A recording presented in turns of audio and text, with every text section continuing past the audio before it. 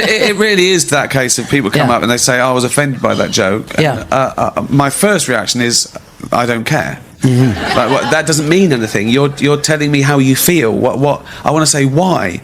And I'll explain to them. I'm willing to explain to them why the joke is... Ricky Gervais is famous for his fearless approach to comedy, especially when it comes to taking on woke culture.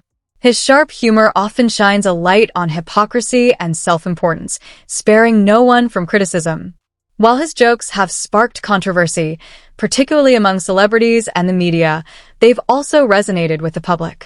By the time he hosted for the 6th time, audiences, fed up with celebrity culture, began to rally behind him. The second or third thing I did, whereas now I've changed my mind. Now it's my favourite thing. I can give everything else up because it's such a privilege, and freedom of speech is so important these days. And you've got,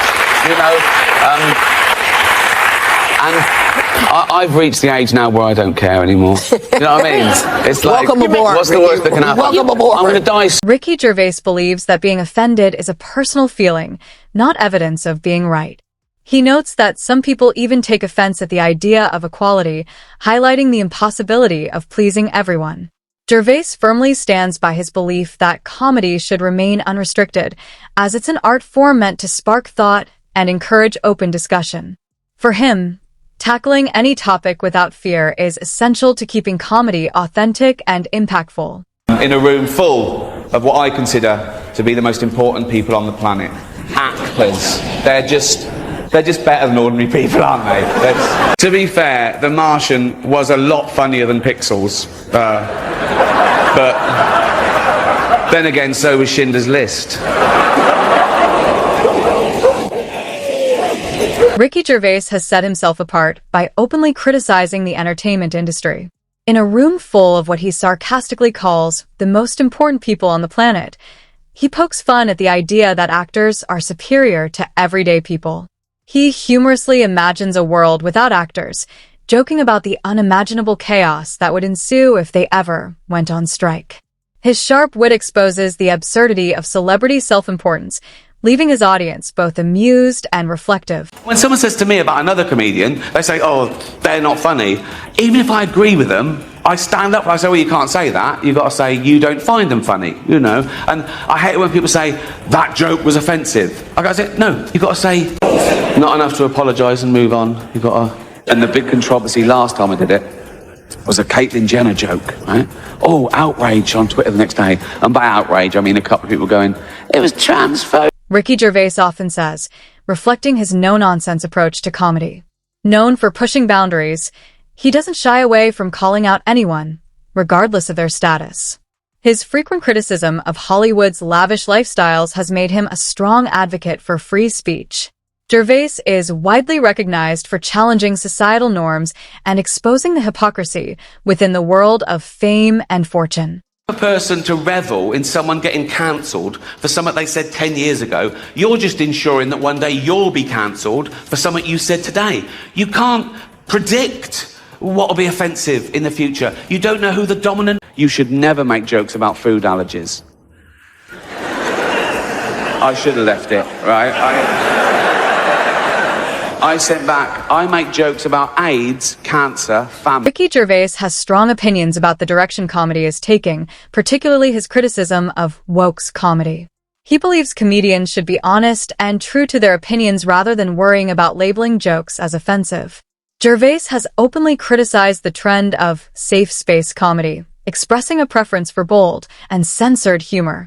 He even jokes about controversial topics, including Louis C.K.'s situation, emphasizing his commitment to pushing boundaries in comedy. You know, the ones with wombs. Oh.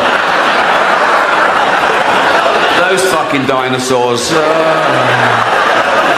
I love that. That's when I say something I don't really mean for comic effect, and you as an audience, you laugh at the wrong thing because you know what the right thing is. It's a way of vision. 5% LGBTQ, you know, tiny numbers. Now, I'm a white, heterosexual multi-millionaire, right?